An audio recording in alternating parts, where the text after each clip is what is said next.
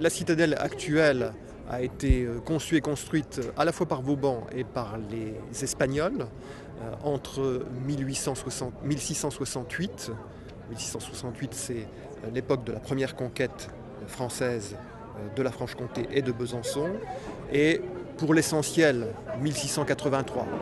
La citadelle a été une forteresse, tout comme les tours bastionnées de la ville qui entourent la boucle et le fort Griffon, pendant un certain nombre de décennies, même pendant plus d'un siècle, mais elle a aussi servi de prison à différentes époques et elle a accueilli de nombreux prisonniers de guerre.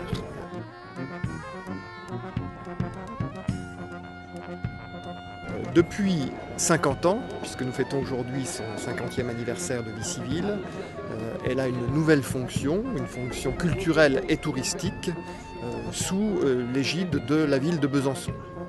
Il y a, je cite Jean Majot, pour qui nous avons tous ici un immense respect, vous le savez, il y a un devoir moral pour notre cité, dit-il, c'est de ne pas laisser partir ce qui était son berceau, puisque même du temps des Gaulois, c'est là que se trouvait l'oppidum. Les bâtiments sont certains en très mauvais état, d'autres en état passable. Et que fera-t-on de la citadelle? Je n'en sais rien aujourd'hui, et bien malin celui qui pourrait ce soir dire qu'on l'utilisera de telle ou telle façon. À mon avis, il faut qu'elle reste un centre, un emplacement touristique ouvert à tous, qu'elle soit utilisée à l'usage de parc ou de promenade. 21 juin 1960, il y a 50 ans.